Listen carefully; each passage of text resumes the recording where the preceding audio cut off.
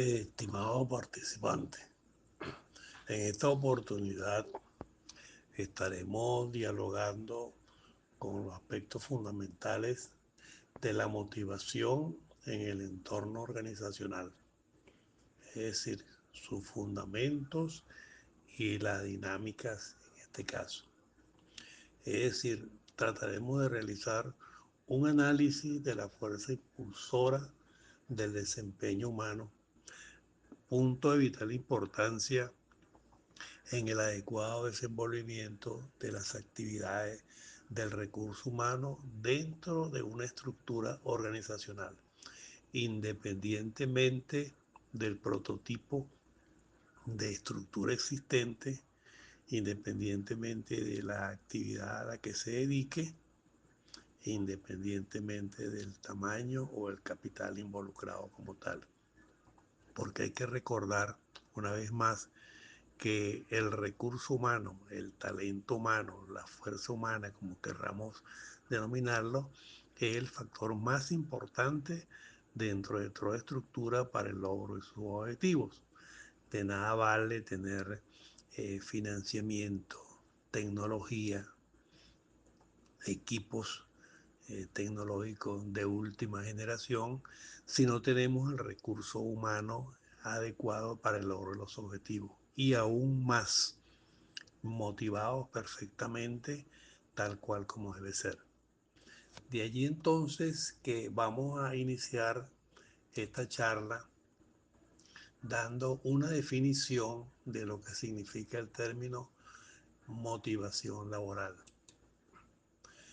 Según los teóricos, la motivación laboral se define como el conjunto de fuerzas internas y externas que inician, dirigen y mantienen la conducta relacionada con el trabajo como tal. Fíjense que se hace fuerza como tal a la parte interna y externa, y de igual forma que dan inicio, que dirigen operativamente como tal y mantienen la conducta relacionada con el trabajo como tal, siendo así un proceso clave y definitivo en el desenvolvimiento de las actividades. Debemos entonces hablar de las perspectivas claves en esta definición. Allí entonces estaremos hablando de la parte psicológica, es decir, es el impulso volitivo que lleva al individuo a aplicar su esfuerzo físico y mental. Por otro lado, desde el punto de vista organizacional, se considera como aquella alineación entre los objetivos personales del trabajador y las metas estratégicas de la empresa. Es decir, todo lo planificado, todo lo planteado como objetivo fundamental de la empresa, allí se toma en consideración. Y como tercer punto clave, la dinámica. Es decir, no es un rasgo estático de la personalidad, sino por el contrario, el resultado de la interacción entre el individuo y su situación particular. Tres elementos fundamentales como tal que involucran básicamente esta conceptualización: la parte psicológica, la parte organizacional y la parte dinámica como tal. Bien, partiendo entonces de ello, veamos ahora cuáles son esas características fundamentales implicadas básicamente en este concepto que inicialmente dimos. Primero que todo, la direccionalidad, es decir, la energía no se aplica al azar, está orientada hacia un objetivo específico: productividad, calidad, aprendizaje. Cuando hablamos de productividad, independientemente del sector empresarial o independientemente de la actividad que desarrolle la empresa, puede ser manufacturera, puede ser de servicio o puede ser comercial. En las tres siempre existirá la productividad. La calidad por igual. Es imposible o materialmente imposible mantenerse competitivos en el mercado si no tenemos calidad del producto. Y en cuanto a aprendizaje, tanto desde el punto de vista de la empresa como desde el punto de vista del individuo como tal, ambos debemos aprender formalmente del desarrollo y el desenvolvimiento de las actividades que cumplamos dentro de la organización como tal. Como segundo punto, tenemos o hacemos referencia a la intensidad, es decir, al esfuerzo como tal. Se refiere básicamente a la cantidad de energía y vigor que el empleado invierte en la tarea. Indudablemente que acá retomamos nuevamente el punto. Si no hay motivación, obviamente que no habrá esfuerzo, no habrá intensidad por parte del recurso humano involucrado como tal. De allí la importancia del tema objeto de estudio hoy. Como tercer punto, dureza, pero no desde el punto de vista literal como tal. Es decir, me refiero a la persistencia. Es decir, es la capacidad de mantener el esfuerzo a lo largo del tiempo, incluso ante obstáculos o frustraciones. Fíjense ustedes que estas tres primeras características fundamentales son importantísima a la hora de conceptualizar como tal el término motivación, direccionalidad, intensidad y persistencia. Continuando con el tema, hablemos ahora también de lo que es la multicausalidad, es decir, no existe un solo factor que motive a todos por igual. Depende de la biografía del sujeto, su cultura y sus necesidades actuales. Obviamente que caemos entonces en el tema de que nadie es igual a otro. Obviamente que dentro de cualquier estructura organizacional existirán o estarán en constante convivencia cualquier cantidad de personas totalmente distintas una de otra. Nadie se parece a otro. Nadie piensa igual a otro. Por tal motivo, aunque siempre el objetivo será el mismo, como lo dijimos anteriormente, productividad, calidad, persistencia como tal, cada persona lo visualiza de manera totalmente distinta. A eso se refiere la multicausalidad. Por eso es importante la motivación que abarque todos y cada uno de esos elementos involucrados en el proceso de producción. La ciclicidad, es decir, la motivación obviamente que como proceso sigue un proceso, sigue una necesidad insatisfecha, la cual genera tensión, la cual impulsa una acción. Una vez alcanzado el objetivo, la tensión disminuye hasta que surge una nueva necesidad. Pongamos en este caso, en este punto específicamente, la ciclicidad en el ambiente administrativo, el cierre contable. Eh, nos constantemente nos presionan si somos subordinados o presionamos al subalterno si somos jefes, si somos gerentes operativos para la consecución o el logro de las distintas metas de todos y cada uno de los involucrados en el proceso de cierre contable. Obviamente, ¿por qué? Porque al término del mes contable debemos entregar los estados financieros. Entonces, la presión se concentra exactamente en el logro individual de cada objetivo como tal. Cada responsable de área tendrá entonces como objetivo fundamental el logro de ese objetivo. Y la sumatoria de los logros de todos esos objetivos son básicamente los que suman y logran el gran objetivo general. Finalizado, culminado ese proceso como tal, iniciamos nuevamente y así secuencialmente durante 12 meses, que es el que se toma en consideración para el cierre definitivamente anual. A eso me refiero con la ciclicidad. Todos los meses tendremos aquella presión formal al recurso humano para el logro de los objetivos. Llegado al el logro del objetivo, cesamos un poco la presión, pero de inmediato iniciamos con el siguiente ciclo contable mensual. A eso me refiero específicamente. Por último, como punto número 6, la variabilidad.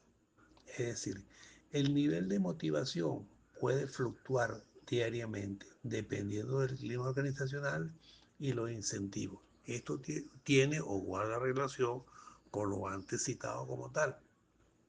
Mientras más presión exista, fluctuará básicamente la motivación como tal, hasta el logro específico del objetivo. Entonces, tenemos acá 6 puntos focales de vital importancia a nivel de concepto de motivación como tal. En otras palabras, o resumiendo esta primera parte, la motivación no es un proceso de dar energía a otros, sino de crear las condiciones adecuadas para que el talento emerja, para que el talento humano logre el objetivo particularizado y la sumatoria de todos esos objetivos logren el gran objetivo final. Para los administradores, los líderes, que somos los que estamos formándonos en esta carrera como tal, el reto entonces básicamente radica en identificar qué motiva a cada individuo para así optimizar el comportamiento organizacional. ¿Por qué motivo? Porque el logro individual de cada uno de ellos es el logro definitivo del concepto empresa como tal. Estos elementos son los que podemos indicar, tomar en consideración como un gran resumen de esta primera parte como tal. Habiendo hablado entonces básicamente del término motivación, de los factores, las características fundamentales que intervienen en ese proceso administrativo formal, tomemos en consideración ahora cuáles son las teorías básicas que debemos visualizar en el concepto motivación.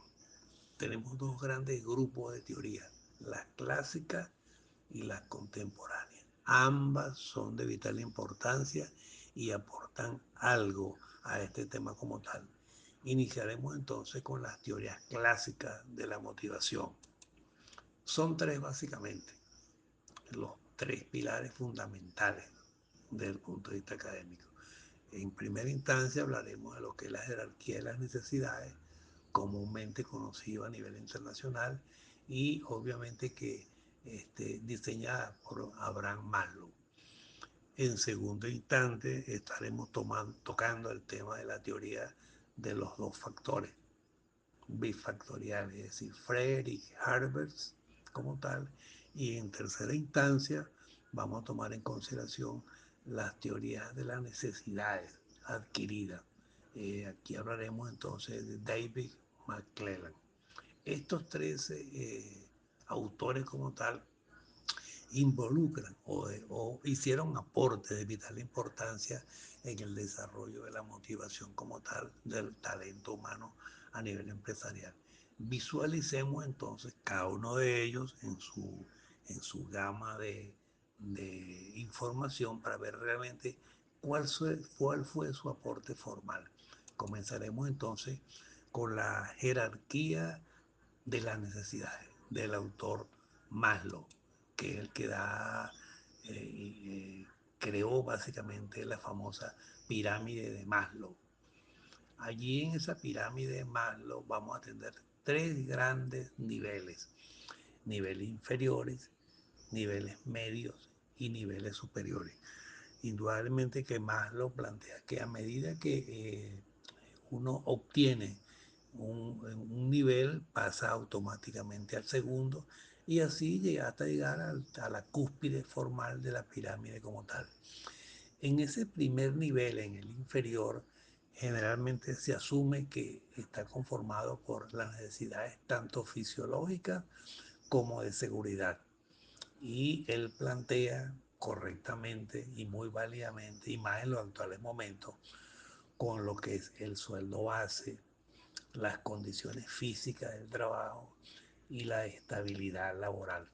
Puntos de vital importancia como nivel inferior. Si el trabajador logra estas tres mínimas necesidades, satisfacerlas como tal, indudablemente que él automáticamente pasa al segundo nivel, que es lo que Maslow en su teoría dice o indica que se considera como los niveles medios. Acá se habla entonces de la parte social y de la autoestima. Es decir, él toma en consideración en este punto como el fundamental el sentido de pertenencia al equipo el clima laboral organizacional y los títulos y reconocimientos. Fíjense entonces que va subiendo a medida que finiquitamos o logramos el nivel inferior, automáticamente, según Maslow, el individuo, el ente laboral, piensa entonces en el sentido de pertenencia al equipo, en el clima laboral existente y en los títulos y reconocimientos producto del logro de sus objetivos individualizados dentro de la estructura organizacional.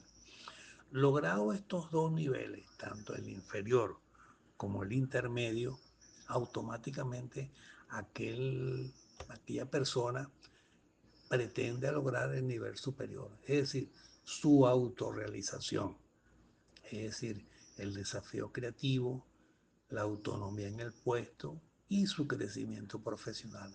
Así lo titula el autor Maslow y tiene bastante sentido que primero pensemos en la parte fisiológica de seguridad, luego de ello pensemos en la parte social y la autoestima y por último logremos o pretendamos lograr en el nivel superior de la pirámide la autorrealización. Eso en cuanto al autor Maslow. Hablemos entonces ahora de la parte, la teoría bifactorial del autor Harvest. El autor Herbe separa o logró separar en su teoría tanto los factores extrínsecos como los factores intrínsecos que manipulan, digámoslo así de alguna manera, la motivación personal en el individuo. Primero hablemos de los factores higiénicos, es decir, los factores extrínsecos. Si estos factores fallan, causan automáticamente insatisfacción. Eh, el salario, las políticas de la empresa, la supervisión técnica, las relaciones interpersonales. Todo automáticamente esto debe ser logrado como tal para que entonces estos factores extrínsecos logren el objetivo formal dentro de la empresa. Pero también tenemos factores motivadores, que son los intrínsecos. Herbert plantea que si están presentes, generan satisfacción y compromiso. Es decir, el trabajo mismo, la responsabilidad, el progreso y los logros permiten entonces motivar formalmente al trabajador dentro del ámbito laboral. Como un tercer autor, tenemos la teoría de las necesidades del autor McClellan. El autor McClellan habla de los siguientes puntos focales. Número uno, el logro. El impulso de sobresalir, de alcanzar metas desafiantes y obtener éxito personal, es decir, el perfil ideal para emprendedores básicamente. Esa es la primera característica fundamental de este autor. Como segundo punto a ser tomado en consideración, él habla del poder, es decir, de la necesidad de influir en otros, controlar el entorno y obtener estatus. Este básicamente está más que todo segmentado en el perfil común en niveles directivos, ya porque va a un segundo nivel subiendo. El sentido de afiliación, es decir, el deseo de establecer relaciones interpersonales estrechas y amistosas. Es decir, el perfil clave para el trabajo en equipo y mediación. Como pueden ustedes observar en estos tres parámetros, tenemos los tres elementos fundamentales como tal. El supervisado en cuanto al logro, el directivo en cuanto al poder de decisión y el sentido de afiliación, el querer ser parte focal de una estructura jerárquica independiente del nivel donde se desenvuelva. Ahora bien, podemos hacer entonces un pequeño resumen de estos primeros tres puntos o estas primeras tres teorías básicas fundamentales en el desenvolvimiento o en el estudio formal de lo que es la motivación laboral como tal. Vamos a hablar de lo que es la comparatividad y la aplicación práctica como tal. El autor Maslow es útil muy bien para entender las prioridades básicas del empleado. Ya lo hemos hablado o hemos comentado básicamente con la pirámide de Maslow, con los tres elementos fundamentales, el nivel inferior, nivel medio y nivel superior. Con el autor Herbers ayuda a diseñar puestos de trabajo que realmente inspiren como tal. Y por último, con el autor McClellan, permite al administrador asignar tareas según el perfil psicológico del colaborador. Estas tres teorías se consideran básicas y fundamentales en el desenvolvimiento, en el desarrollo de la motivación como factor preponderante y fundamental dentro del desenvolvimiento del talento humano en cualquier empresa, en cualquier estructura. Por tal motivo, se consideran básicas y fundamentales o que dan nacimiento a otras como tal. Vamos entonces ahora a hablar de lo que son las teorías contemporáneas de la motivación. Para ello, primero vamos a tocar a los autores Daisy y Ryan con la teoría de la autodeterminación. En esta primera teoría contemporánea de la motivación, vamos a hablar de tres fundamentos básicos. Número uno, las necesidades psicológicas básicas, es decir, la autonomía, sentirse origen de la propia conducta, la competencia, sentirse eficaz y la relación, sentirse conectado. Tres elementos fundamentales de las condiciones básicas como tal, desde el punto de vista psicológico. Autonomía para lograr autorregularnos, la competencia para sentir que funcionamos realmente entre la estructura y la parte relacional que sería entonces significarse o entenderse o sentirse conectado dentro del medio ambiente donde nos desenvolvemos. En el segundo punto de esta teoría contemporánea es importante hablar entonces del impacto en el desempeño. Es decir, cuando una tarea que antes era intrínsecamente gratificante se premia con dinero, la motivación puede disminuir. Es el efecto de la justificación. Y como tercer punto, la aplicación gerencial. Fomentar la toma de decisiones y el empoderamiento. Aumenta el compromiso a largo plazo. Este último punto es sumamente importante porque en la medida que le damos poder de decisión al trabajador como tal dentro del ámbito laboral, obviamente que él a ser más eficiente como tal dentro de la estructura jerárquica como tal. Como una segunda teoría, vamos a hablar de la teoría del establecimiento de metas. Esto es del autor Edwin Luke. Luke plantea lo siguiente, que debemos tomar en consideración las características de las metas. Estas deben ser muy específicas, lógicamente que difíciles, pero alcanzables en el tiempo y contar con retroalimentación. Es decir, cuando le ponemos una meta o le planteamos una meta al trabajador, debe ser mm, lograble en el tiempo y lógicamente que aparte de ello, con su correspondiente retroalimentación. En otras palabras, volvamos nuevamente al caso de la parte contable. Si le planteamos al trabajador que la meta específica es la finalización o la culminación o la presentación de los resultados de la conciliación bancaria, obviamente que eso tiene un factor de medición, ¿verdad? La correcta evolución del análisis formal de todas las transacciones bancarias y la entrega formal del informe como tal. Se debe cuadrar tal cual como debe ser. Y medible en el tiempo, porque si hay una falla, obviamente que hay que darle la correspondiente retroinformación al trabajador para que él visualice o entienda dónde falló, en el caso de haber fallado. En cuanto a los factores moderadores, el compromiso con la meta, la autoeficacia, es decir, la creencia en la propia capacidad y la cultura nacional. Y como tercer punto, la vinculación con el desempeño.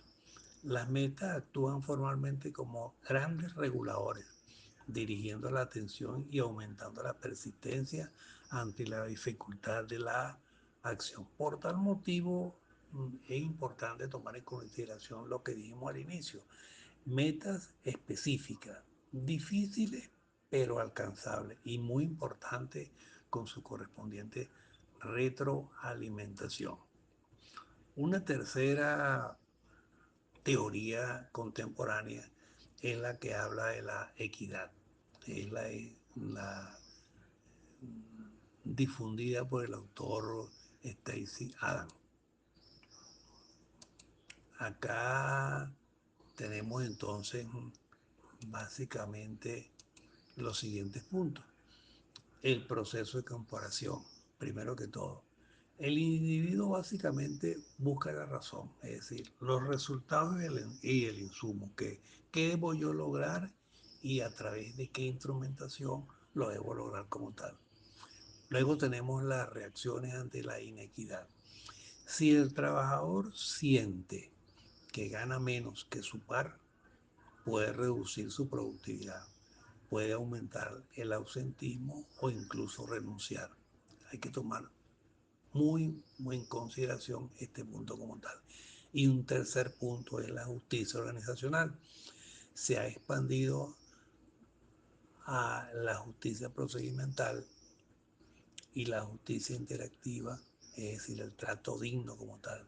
Tanto el proceso para asignar premios como la parte interactiva o el trato digno como tal. Es decir, estos tres elementos fundamentales que son el proceso de comparación, la reacción ante la inequidad y la justicia organizacional, son entonces para este actor de vital importancia en el desenvolvimiento o en el desarrollo motivacional como tal.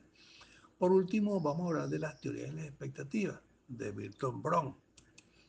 Este autor habla de, o toma en consideración, o indica que debe existir una ecuación, ya que la motivación en su conceptualización básica dice o considera que es el producto de tres variables. Número uno, la expectativa.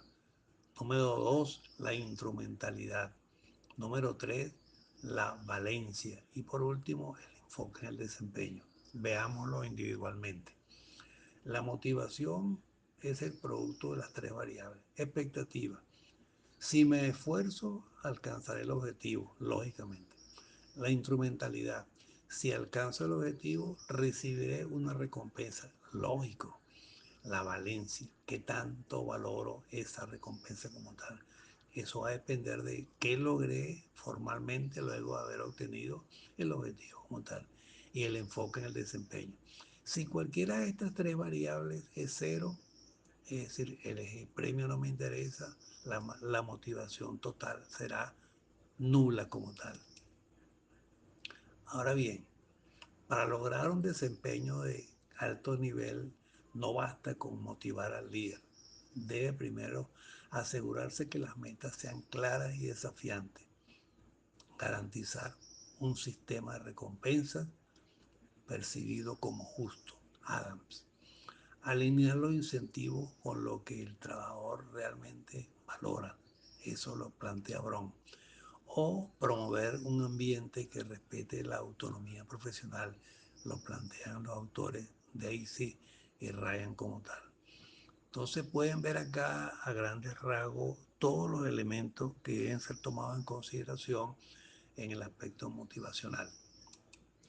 Por último, estimados participantes, les invito a interactuar en caso de tener alguna duda a través del foro de dudas planteado o diseñado como tal en la plataforma virtual para que ustedes puedan comunicarse en cualquier momento, bajo cualquier duda, como le dije inicialmente, que tengan con el tema de estos estudios.